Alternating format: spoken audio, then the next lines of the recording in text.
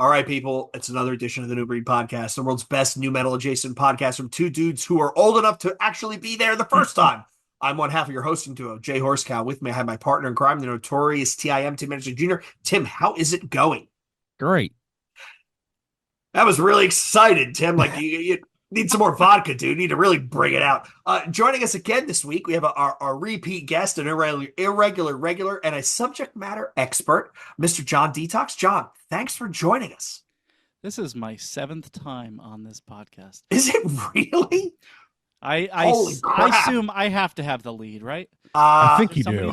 You Okay. definitely do, but Gary from Memory just quickly closing in, and we are due to have Adam from Orthodox back on. So eventually, we're gonna have to put like thermometers behind us, right? Like where we'll fill in, who's filling it up. So we want to thank John for joining us. What are we talking about this week? So this was a Jay special in the sense of I sent this album out and I said, hey, I think we should cover this, and John, I think you'd be the one to cover it with us. So we roped him into this.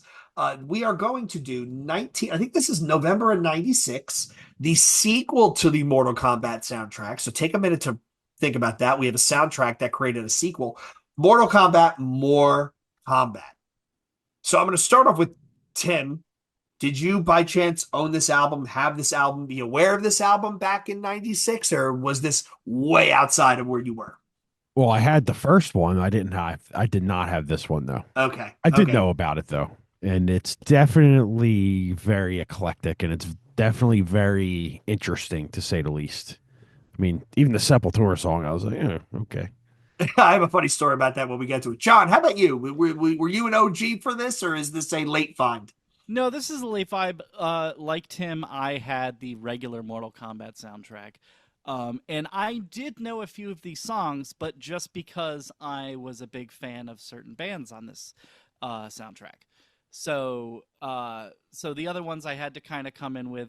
And actually, I heard the Sepultura remix on the expanded version of Chaos AD before I actually heard it on this. So I was already prepared for it.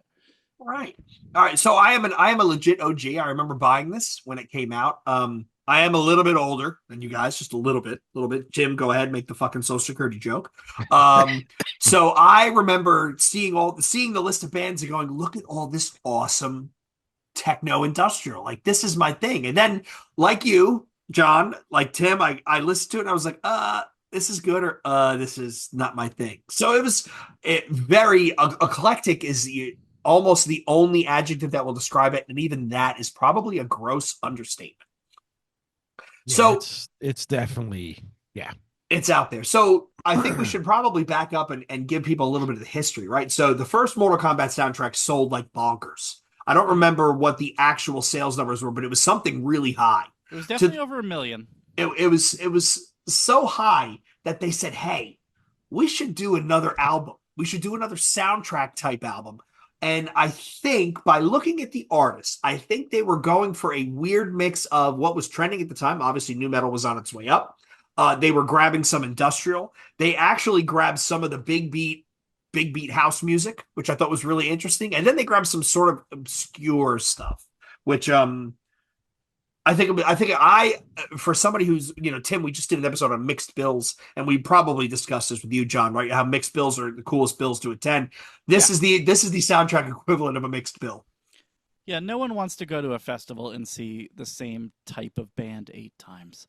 That sounds boring as hell. Which, by the way, John, if not on this episode, we need to pick your brain about your experience with Maryland Death Fest, because I am debating going.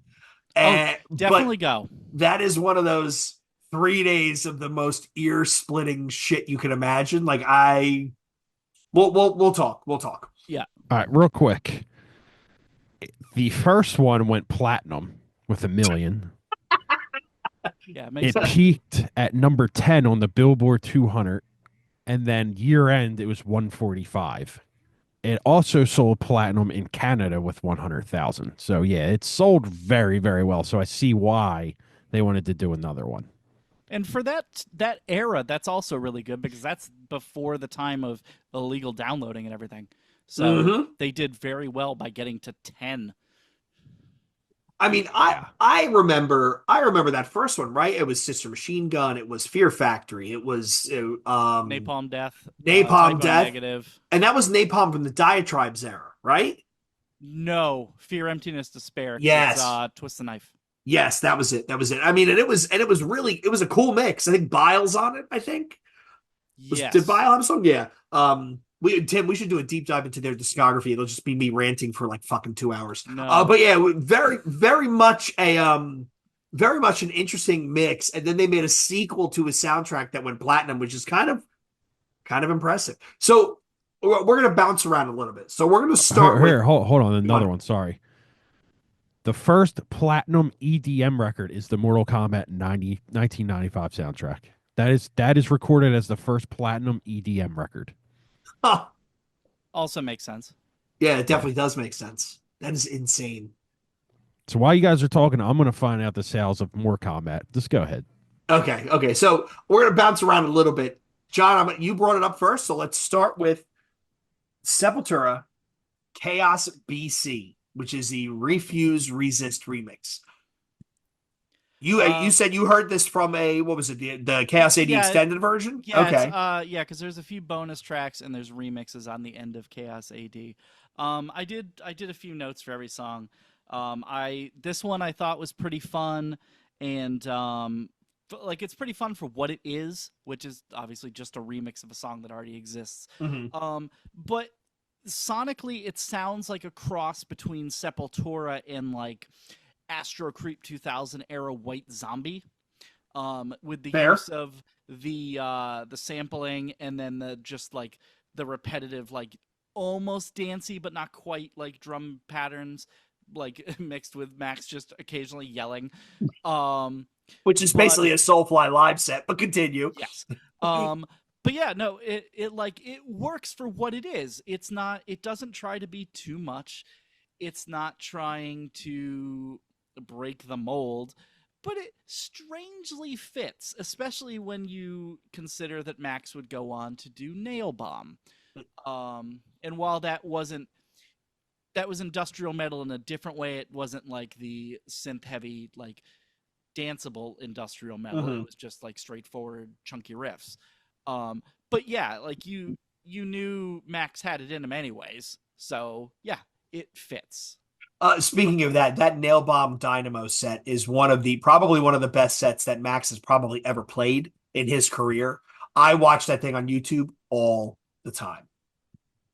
It has really good energy. I love that set. Yeah, you can tell they're just excited to be there. So I have a great story about this song. So we've talked about it before. I'm a frat guy, lived in the frat house, Hmm. and our the nights we had parties, we had a DJ. We literally had a DJ, and it was somebody it was a 3 CD changer and like headboard and all that dashboard. And at one point, I convinced them to let me DJ like the first half hour, 45 minutes. And this went on for about 3 weeks, 3 parties, 4 parties. And I would play stuff like this. I would play a Shoots and Ladders remix. I would play some KMFDM, some of the more, stuff that I guess not as abrasive as some of the stuff we normally like. But in my mind, I thought this would be acceptable to the masses. And I went to do the fifth party and I set up and one of our fraternity brothers came downstairs and actually got me out from behind the DJ booth and said, you can't do this anymore. And I said to him, what do you mean? And he said, look around. And I looked out into this party and there was maybe like, 30 people there at this point, which is, it's the beginning of the night. It was all dudes. And he said, look, you're playing this abrasive, aggressive music. It's all guys here. Like, this is not something that people want to listen to at a party. And I was like, I did literally did like the dejected, but they Yeah. weren't wrong. But literally, I was drawing every metalhead dude from campus for the first half hour of the party. It's yeah, big mistake on my part. Great song, like I think they do it real well with the overdriven drums and the triggering of the samples and the stuttering of Max's chorus. But good, not bad. But I wouldn't go out of my way to listen to it again. Yeah, no, it doesn't. For what it is, it doesn't hold a candle to the actual Sepultura songs on that album because Chaos AD is awesome. I actually like that album more than Roots, But Absolutely. Yeah, I would probably agree with you there, John. yeah, because it's more interesting. Roots kind of it tries to do different things, but it doesn't quite reach what Chaos did for me. But yeah, like it's good on its own as a remix. It's fine. Not bad. Not bad. All right. Bouncing around. Bouncing around. Let's go down to John. Let's talk about Geezer or GZR and the song Outworld. This song sucks. uh, So what I was really excited to actually listen to this. Where's my stupid notes on this? Yeah, I had never heard this before. I didn't know this existed, and the probably for band? good reason. Really? No. I didn't know this song existed. Okay. And I looking at the year, I was like, oh, there was a Burton B side. Oh, that's crazy. No, it's not. Burton had left by this point, and because I love Plastic Planet, I think that's a great album. Agreed. But yeah, I heard this and I was like, oh, this is underwhelming. I had the exact same reaction. Like, yes, Burton, what is this? And the thing is, he does a Burton impression in the song because there are a few moments where I was like, really? And I was like, oh, wait, no, that's not him. But he's doing the yells. But it wasn't memorable. I guess overall it was passable. But yeah, it wasn't anywhere near as memorable or as catchy or as heavy as anything on Plastic Planet. And Agreed. Later Geezer I don't like. When they switched vocalists and I'm like, I don't like this. Even when they brought in the Apartment 26 dude for a few songs, that didn't even sway me. But yeah, no, I was not really into this. No, I feel the same. It was one of those things where you get excited because you think it's going to be Burton, and you listen to it and you're like, wait, this isn't Burton. Wait, this kind of stinks. Especially seeing as Fear Factory is on the normal album. My God, right? Couldn't have just convinced him to do one more song? Right. You don't have like a studio session left over that you can just pull in and yeah. Tim, do you remember Plastic Planet? Yeah, great record. Yeah, that was one of those hey, it's on Roadrunner Records, I'm going to buy it because I think I'm going to like it experiments for me that actually worked out. Not to be confused with Floodgates Penalty, which I think I bring up every episode as the $10 of my allowance that I spent that I want that money back because I did not enjoy that album in any way, shape, or form. I don't even know what that is. It's a side project by I think the guy from Exhorder, and it's not good. It's not good. I mean, I got to go back and listen to it to confirm it, but yeah, it's not good. It's not good. All right, John, let's bounce around. Let's bounce around to something that's probably a little bit more recognizable for most people. Let's talk about God Lives Underwater and the song Wait. Yay. God, there are not many God Lives Underwater fans, but I am one of them. Seconded. So this was around the time of their Empty album, and this fits very much with the sound they were doing at that time. With actually some of the synths kind of reminding me of Life in the So-Called Space Age, yeah. But it's like it's harder like the Empty stuff. It's not one of their best songs, but it's still good because there are songs from God Lives Underwater which I think are excellent. And John, if we could take it aside, I think Empty is fantastic. The EP is fantastic. Yes. I'd say a good 90% of Life in the So-Called Space Age is fantastic. I love the cover of David Bowie's Fame they did for 15 minutes. Yes.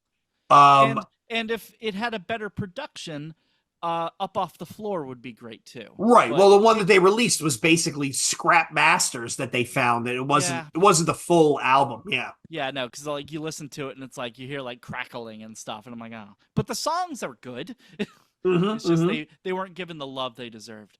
But yeah, this song itself, very good, very by the numbers. God Lives Underwater song. There are actually a few weird parts later on in the song which I wasn't expecting. Like it goes a little bit experimental in like an almost break section. I was like, wasn't expecting that. Okay. But yeah, no, they're on form here, and I think it's a really good song. I would agree. I love this band. I love this album. I am crushed that I never got to see them live. Same. My younger brother actually got to see them. I think it was Coney Island High. I think it was them and Stabbing Westward, They or did tour them, together. or it was them and Gravity Kills. It was somebody of that era. And I think the set ended after like 4 songs because a fight broke out. But yeah, Oh, what just an amazing, unique band. And we had Brian Paoni on. He was one of David's friends. Um, and is he the he one who wrote, wrote the book? yes, yes. I have that book. I've actually talked to that guy a few times. Yeah, he's great. Brian is great to chat with. That book is a really good read. Yeah, he not only gave me the book, but because I exchanged emails with him, he sent me a pile of burned CDs of like live and acoustic stuff they did, like from shows he recorded of theirs. That's Nice. And awesome. I still have those in my closet somewhere. Oh, you got to Um, dig those out, dude. That's a gem right The there. thing is, I'm pretty sure I ripped most of them because I have the live solo show he did, and it's awesome. But yeah, like it was really good. But yeah, I loved God Lives Underwater. And I too wish I had that. If I remember right, that was a Stabbing Westward, God Lives Underwater, Econoline Crush tour, and I would have Jeez. been all for that at that time. That's a reference. Jesus, that's a reference. That's a band name I haven't heard in ages. Did so being as you're a big fan, John, have you ever heard the songs that they did for the Nitrous Records compilation? They was that under It was God under Lives an Underwater? alias. No, they did alias. It was Floozy? um heavy, Okay, and Sputnik. they did 2 songs as Heavy, Yes. and and then because he had a bunch of side things. He had like 3 or 4 side Yeah. projects. And then the guy who did most of the music, Jeff Turzo, actually has a rap rock band that came out in the mid 2000s after David Riley passed, and they were okay, but yeah, those guys kept themselves busy. Yeah, I actually found that I had to go to eBay to find that CD because I'd never heard those songs and I couldn't find them on SoulSeek. So I said, "Oh fuck it, I'll just go buy the CD." I bought it from somewhere in the UK. Yeah, it makes sense. Tim, did we ever deep dive on that album? I don't think so. And is that on our list of off the cuff deep dives? Is it? I don't think so. It's one that I I don't think think so I know either. I know better than you. Well, now we know what we're gonna have John on next. We'll do the God Lives in the Water catalog. Yeah, you want to do? I'm all for it. All right, fantastic. All those weird industrial rock bands, count me in. One of my favorite pieces of merch, and I don't know whatever happened to a T-shirt. It was a maroon T-shirt with bright blue lettering, and it had "God Lives in the Water" on front. It had the praying mantis on the back. Yeah, I And love that logo. man, I all that merch that I got rid of when I moved in with my wife, I could have kept it and made a fortune right now on like Depop or something. It's kind of Yeah, sad. you could have. All right, John. Let's bounce around. Let's do straight new metal. Let's do the band Crawl Space and the song "My Ruin." See, I know this one. Crawl Space. I can actually go with this one. Go for it, Tim. Yeah, Tim gets a start. So for the longest time, I totally forgot that this was Seven Dust. So going back and hearing it, I was like, you know what, this is really good stuff. Because didn't they have a track on the first one? They had something somewhere where we talked about it. Yeah, I could have swore they have a track on the first soundtrack as well. Probably should have looked that up. No, their first they were Rumblefish. They renamed themselves to Crawl Space, released My Ruin, and then they renamed themselves again and went to Seven Dust. There you go. Holy shit, that's kind of wild. Yeah, So I must be misremembering too, because I thought it was on the main sound. I thought they were on the main soundtrack as well. All right. I could have swore they were. Huh. Well, Yeah, 'cause man, I'm looking and I'm not seeing it. it's the Mandela effect, guys. We were post the reset in 1988. So I mean, Lejean's voice is unmistakable, right? And the riffing that those guys play, it's again they have a very unique sound, and it's not overpowering, and it's actually really enjoyable. Seven Dust, the self-title is Deaf Black. I think it's Black is the first album, right? Or is it self-titled? Yes. Black. That's on our list. No, it's called self-titled, but Black is the the first track. Yeah. That's on Tim and I's off the cuff deep dive list. Yeah, I was so I had this on in the background, and I've like you, John. I listened to it a good 2 or 3 times, and this song came on, and it was one of those. You know what? I should listen to Seven Dust again, and I have a posted here of shit I need to listen to, and I just wrote down Seven Dust because I mean, it's a great song. Did this make it onto the album, or is this the No. only appearance of this? Okay, so it's an exclusive. Okay, It sounds exactly like first record, though. I mean, it's pretty much the same exact style. I mean, because their style never changed. Like, this is one of them bands you put on, you automatically know who it is right away. mm-hmm. Yeah. Mm-hmm. But yeah, this is a great track. I do really love this stuff. So, and Jay, we have deep dived the first record. Of Seven Dust? Yes. No shit, man. We've been doing this so long, I'm forgetting now. Yeah, we Getting did it old. about a year ago. So Getting old. we What do haven't you done got? home. We need to do home is on the other one. Ah, I okay. love Home. Okay. Yeah, amazing record. Okay. We could definitely get in on that one. John, anything else to add? I thought this song was more atmospheric than most early Seven Dust. That kind of caught me off guard. But yeah, no, as Tim said, still very much the framework of that first Seven Dust album. Like they have an unmistakable sound. Um, I will firmly admit I don't think I've really heard anything past Next, but I can't imagine their newer stuff sounds that different. But Seven Dust, I love them up till then. Yeah, it has more of a rock vibe going on, but it's still this. It's still the same band. Like it Yeah. has the same everything. It's just more. It's more commercial, I guess you could say. I guess it's more radio friendly. But yeah, it's good. Okay. All right, John, we're going to bounce around again. Let's go down to the Juno reactor with The Journey Continues. Juno Reactor.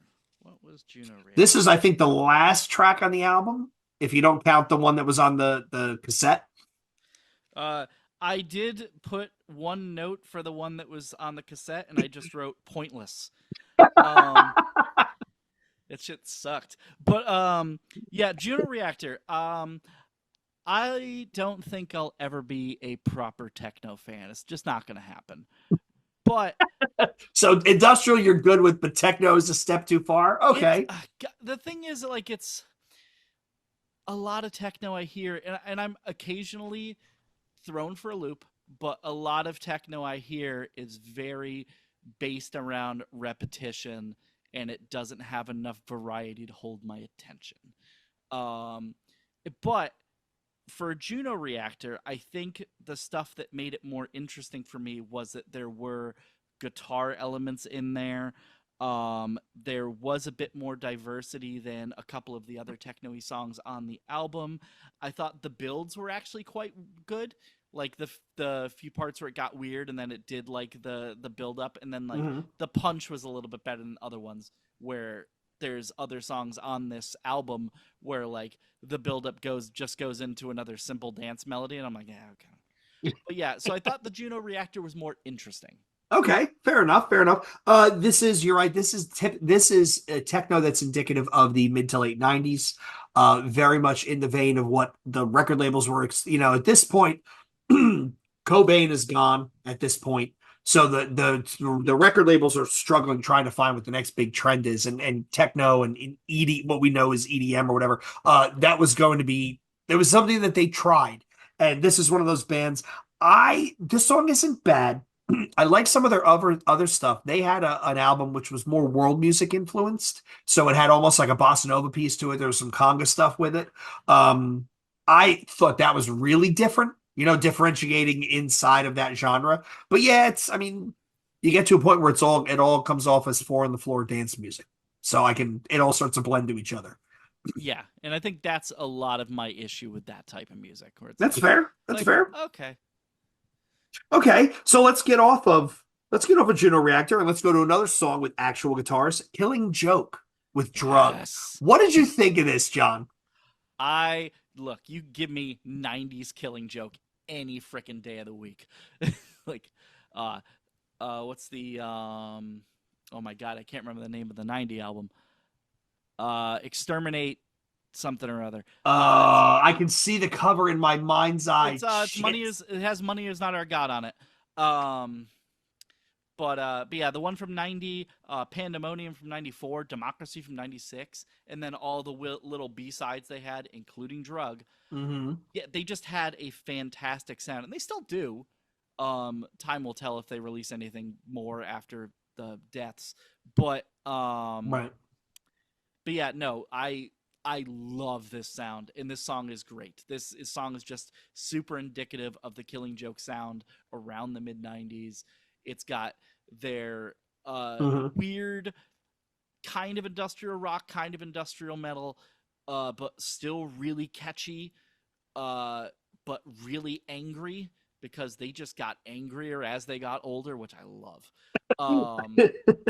And the singer got crazier, but that's a whole Right, different right. But it's funny you say that. My notes here, it says catchily aggressive, yeah.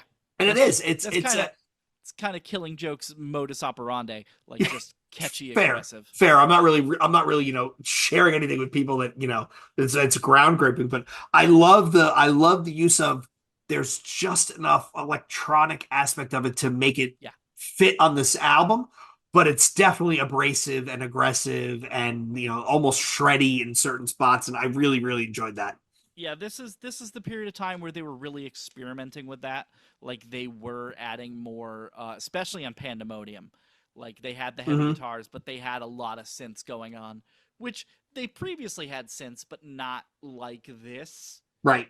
So, but but yeah, the fact that they kind of got overlooked for a lot of industrial rock bands at the time still annoys me a bit because they were so good. Right. But Right. Definitely one of those bands where they had a moment too, weren't they on MTV at one point? There was a moment. Didn't they have a they moment at one point? they've I had a think. couple. They had a big hit in the mid '80s, but that was like their new wave post punk era. They had Love Like Blood. Okay. Yeah, so there's softer stuff, but even in the mid '90s, Millennium did pretty well, and that's on Pandemonium. And then they had the album where Dave Grohl plays drums in 2003, the self-titled one. Hmm. So they had little moments, but I think they were almost slightly too aggressive for like a mainstream audience, and jazz was a little too unhinged. Which I don't know. Kind of Like amusing. like Yeah. it's like Trent Reznor and Marilyn Manson are okay, but not Jazz Coleman. Too Which much. is very, very insane, all things considered. I mean, especially where the world has ended now, it's really insane. Yeah. Okay, let's come off Killing Joke. Let's go to let's go to the dead. I think this is the dead middle of the album. Let's talk about the band Loaded and the song Fatality. I think I had good stuff for this. Tim was like, God, get me out of this episode. Yeah, help. Yeah, some of these songs aren't bad. It's just the techno EDM stuff. I just Yeah, no, I do agree with you. So, I had noted this, and I assume we'll get to the song eventually, but I had said that this one was similar to the Psychosonic track, which opens the album, Yep. but whereas that song had more ambient elements mixed in with the techno, this was a bit more wild and had noisy industrial elements and like the fake guitar synth stuff they do in the Doom games. Yep. Yep. Like that stuff was in there, and I really liked that. And then there was like turntables in there for no real reason. I was like, yeah, no, I'm for this. I like this. I really liked it. I have the same note that it is the kissing cousin to Psychosonics and Has Begun. Yep. Whereas this was truly an entire techno song based around the Fatality sample from the video game. Like literally, that's the entire song. Not not terrible, but not memorable. Enjoyable, but not something that I would say, I got that riff in my head. I want to go back and listen to that. Yeah, I don't know how many times I'd go back and listen to it, but the first few exposures to it, I was into it because this was my first real time with it. Okay. Okay. Tim's definitely going to listen to this album again afterwards. I'm like, these guys are insane. I don't know how they got through 13 tracks of this. I've been listening to it as we're going. So now let's talk about John. Let's talk about a band that I am low key in love with. Don't say Sis- Babylon Zoo. no, I can't wait to talk about that one because there's an insane story behind that. Sister Machine Gun and Deeper Down. Yes.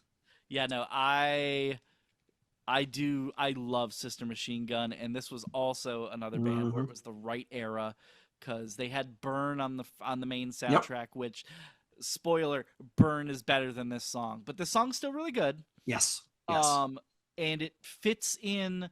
They didn't stray from the mood of the Burn album because I love that's my favorite Sister Machine Gun album. Um, and yeah, this continues that mood.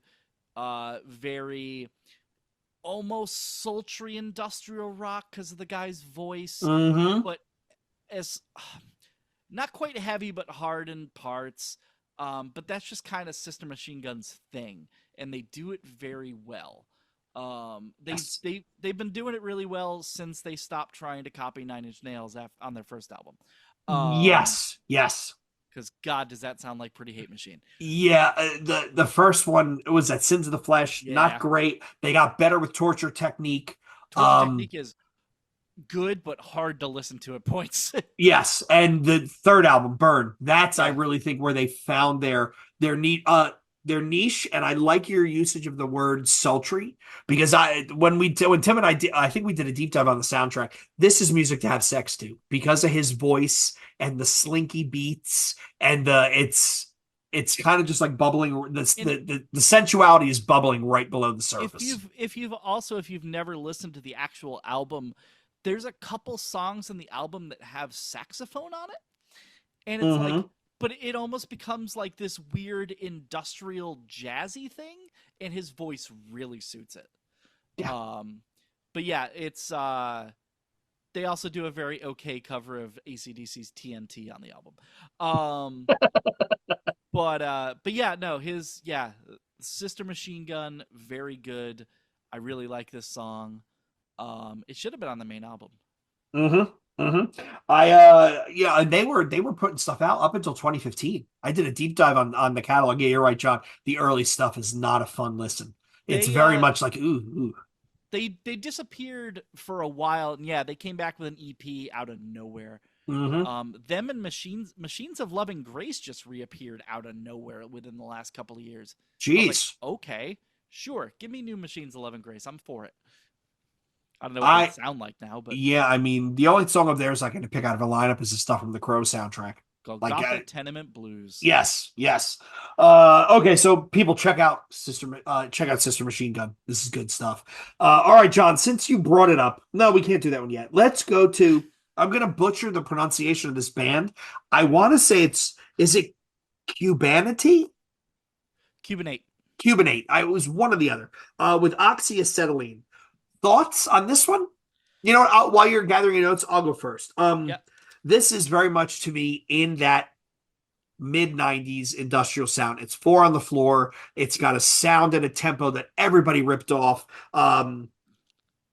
The song before this has the same guitar tone that 90% of these industrial bands ripped off. It's put together okay. I've listened to some of their other stuff, but I like it. But again, I'm not going to go back to it. So my notes will echo your sentiments.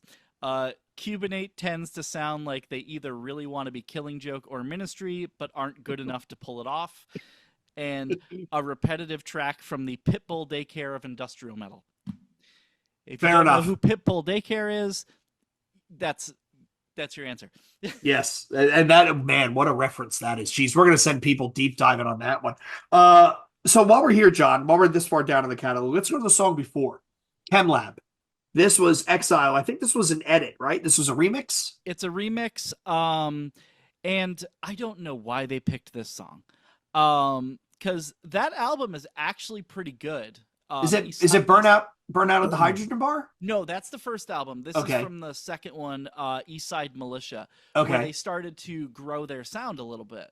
But this particular song sounds like it was saved from the first album, which was repetitive and kind of trying to fit into the industrial rock mold of the time. And then they remixed it. Fun fact, there's a guy, I don't remember his name, but there's a Ministry member on other songs on the album that isn't this song. And the guy, Gino from Filter, is on a different song. So why did you pick this song? But yeah, there are good songs in the album, but this song, the normal song is very okay, and the remixed version is less interesting. Fair, fair. All right, let's go back up to early in the album, John. Let's talk about Alien Factory and Higher. This song sucked. Um, I after I got done with Psychosonic, I was like, oh, that was cool. I hope the whole album's like this. And then I kept waiting for Alien Factory to like kick in, and I was like, we're ways in now. When's it coming? And it just kind of never came. And then we went to Sepultura. Then we went to like a really good run of songs, and I was like, and I forgot Alien Factory even more. I was like, well, that was kind of a waste. Kind of pointless. So I actually like the song, but here's why. There are elements of it that are very much happy hardcore, right? Which Okay. is the mid 90s Moonshine Records. I have actually somewhere back here, I have a CD binder from the actual label, which is now defunct Moonshine. I used to collect their stuff. I loved happy hardcore and the Nightmares from Rotterdam. They were, for those that don't know, this is an old album label based out of New York. It was all DJs at dance music. DJ Kioki had his start on Moonshine. They used to do mixed live albums, which was a live DJ set from like Carl Cox and Tall Paul and all those guys.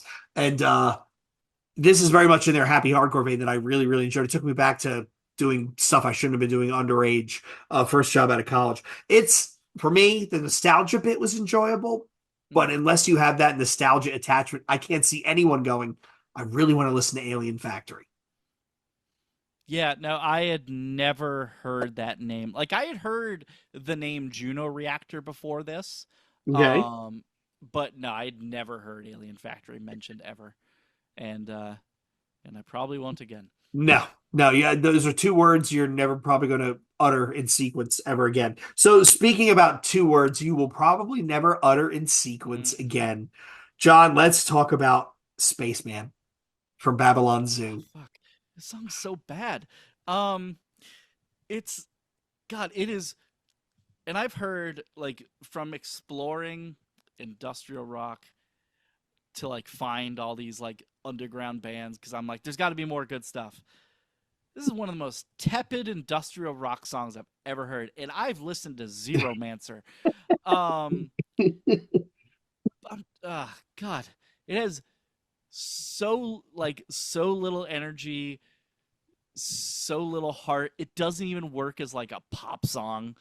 I'm like, ah. So I'm going to give you guys, this is the backstory on this song. So this is a English rock band, Babylon Zoo, right? Okay. This song, Spaceman, was the intro riff of the high-pitched voice, Spaceman, was used in a Levi's commercial in the UK.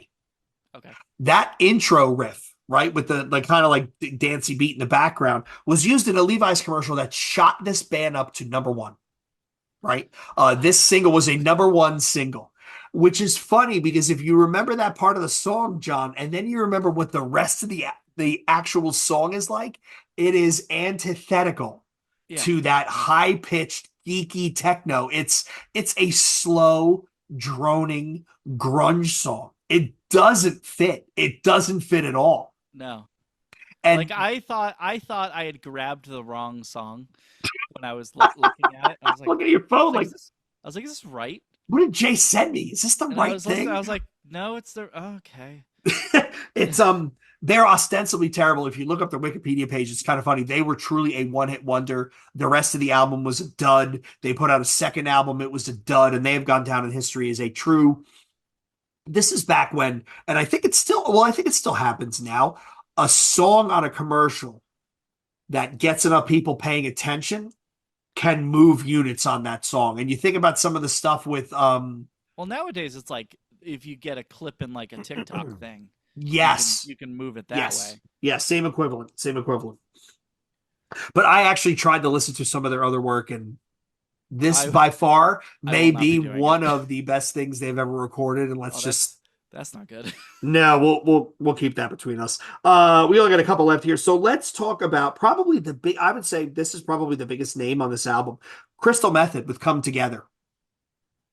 I no. The thing is, I've heard other Crystal Method stuff before, and these Crystal Method stuff I'm familiar with. I even have an album. It's the one with the name of the game song on it. Yep. And I think the parts of that album I'm mostly familiar with, I like. This I didn't really like very much.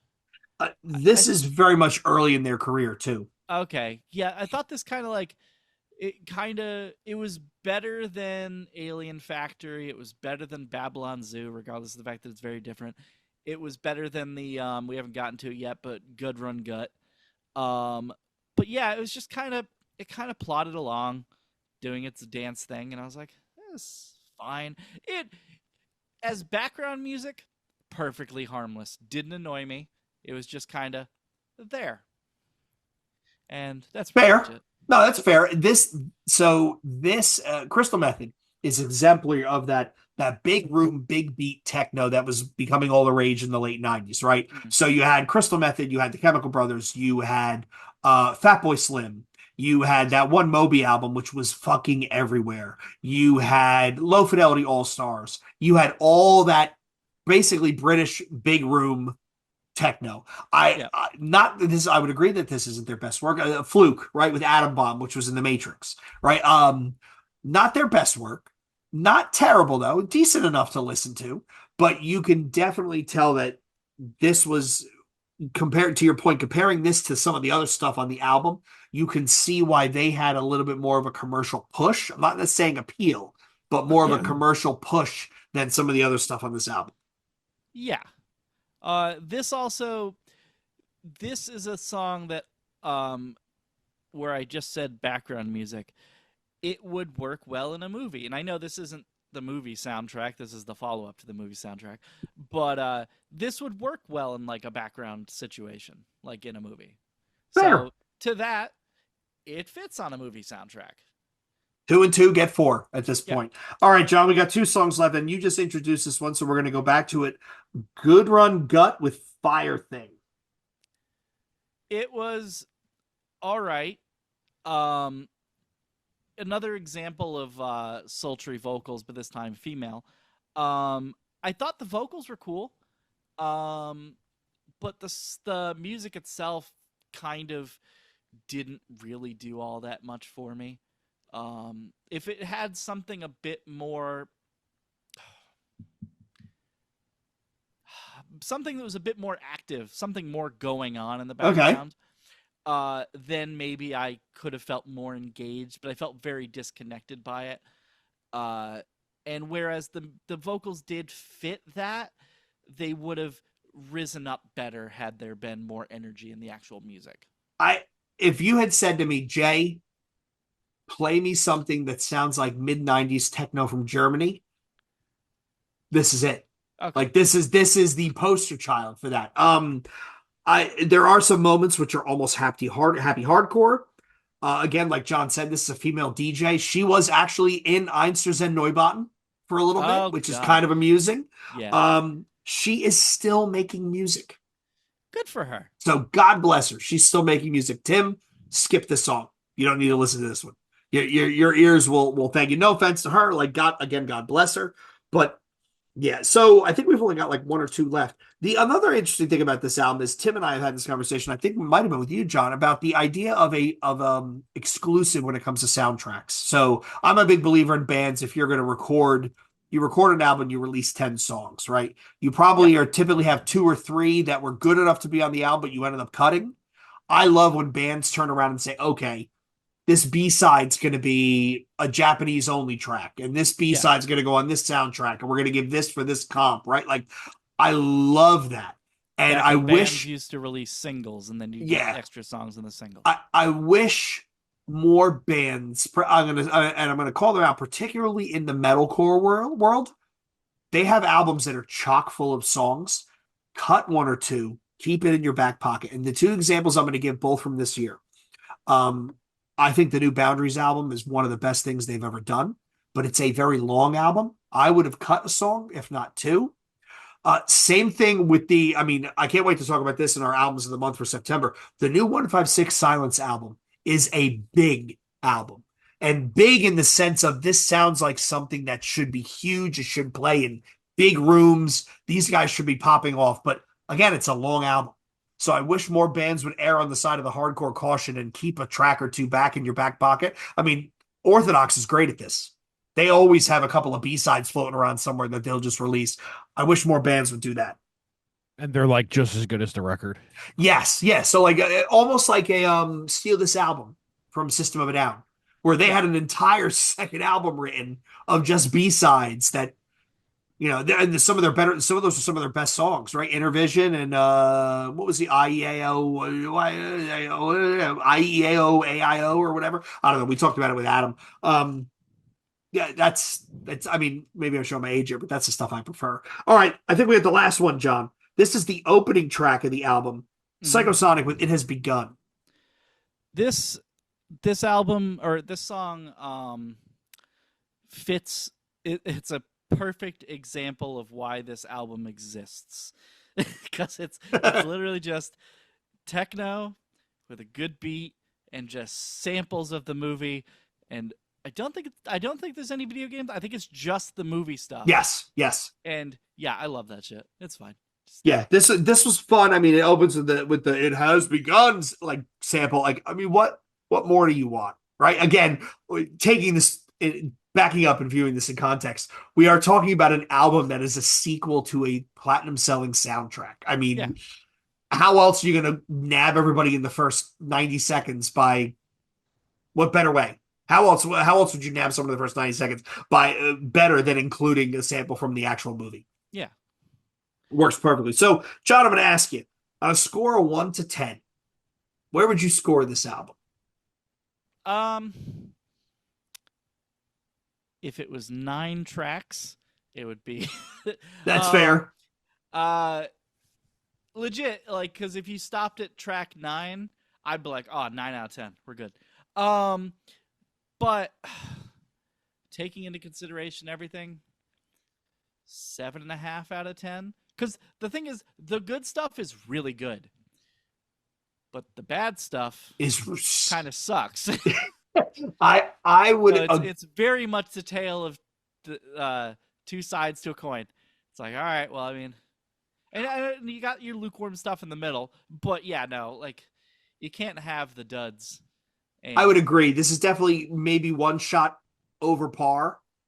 6, maybe. To your point, the standout tracks are truly standout, but the bad stuff is. Everybody go take a minute and go listen to Babylon Zoo, Spaceman. Just take a minute and go listen to that. And then come back and finish this episode and go, yeah, you guys aren't wrong. It's the bad stuff is just outrageously detrimental. And definitely listen to the Emergency Broadcast Network. Oh, it's so bad. It's so bad. That's why I didn't even bring it up. All right, Tim. Based upon what John and I just talked about, what do you think you would score this if you had to listen to it? And you can't use a negative number.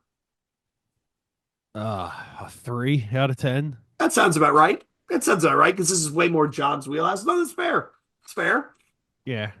I would never give anything a negative other than like a country record. Or that one, what was that thing that video that we watched, the guy in the devil costume? Things That Suck, episode 1. Yeah, it's psychosexual or some shit. Oh, it was so bad. It was so bad. I've still never heard that song, but because by the time I became aware of it, it had been scrapped off of YouTube entirely. And I was like, oh well, I guess it was that bad. But yeah, it was one of the Five Finger guys, video. Right? We actually do a reaction vid of it. I think that's still up. Video. It's unbelievable. I'm gonna find it for you right now and send it in the chat. And anybody watching or listening, I will tell you that you cannot find this album on streaming. You can find random songs, playlists that are user created, but you can't find all of this on streaming. If you are truly looking for a copy of this album, you're going to have to go to SoulSeek. There are a couple people that have it. In the event that you truly cannot find a copy, please email us, newbreedpodcast@gmail.com. I will find a way to get you a compressed file of the album. I actually sent it to Tim and to John to say, hey, I know you guys are going to struggle to find this. So here you go. I've got it in my collection. There's got to be like a $5 copy on Discogs as well. Oh, absolutely. Absolutely. My John, I don't know about you, but my procession is first stop is Spotify. Second stop is SoulSeek. Yep. Third stop is actually eBay. I go to eBay or Discog. I go eBay and then Discogs to try and find a copy of what have I got here? I have an old Stem from New York. I have their demo. I have Head Rush from New Jersey. They were a new metal band. I have Face Down, the Twisted Rule of Wicked. I still haven't ripped that yet. Tim and I talked about that episodes ago, and I still haven't ripped it. And I got that Nitrous CD. But yeah, dude, people buy your shit used off eBay. If you can't find it, buy it. It's that cheap. Yeah, because the bands, unless they're selling it themselves, aren't going to get this money anymore, anyways. Nope, nope. It's long gone. You might as well help somebody take junk off their shelves. All right, everybody. John, people, I know you do your own show, you do your own stuff. People want to find you. Where do they go? Just search Toxcast on YouTube. You'll find me. And then I also do the New Metal A to Z list, which just passed 2,800 bands today. There's too many new metal bands. Jesus.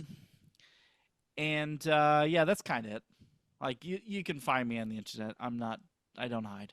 Okay. Speaking of Toxcast, how come we haven't been on the Toxcast yet? John did reach out to me once, and we never got a chance to connect. Yeah, we tried to talk out some dates, and then things fell through. Yeah. You are both welcome to come on. Yeah. All right. Fantastic. We will Would love to. Mm-hmm. Would love to. Yeah, we'll pick your brain. You pick a shitty album to make us listen to, and then we'll pick your brain about Maryland Death Fest. All right. New Breed Podcast at gmail.com, New Breed _podcast, Instagram and Twitter. Find us on Facebook. Find us on r/New Metal. We have new episodes every Wednesday at 12 o'clock. Definitely on YouTube, maybe audio. It all depends if I forget or not. And we have reaction vids every Friday at 12 o'clock. We did some interesting stuff the last time, so you might enjoy it. So once again, I want to thank John for tuning in on behalf of Tim and myself. On behalf of Tim, John, and all of our and myself, I want to thank all of you listeners for tuning in and watching. And until next time, this is the New Breed Podcast saying peace. Later. See ya.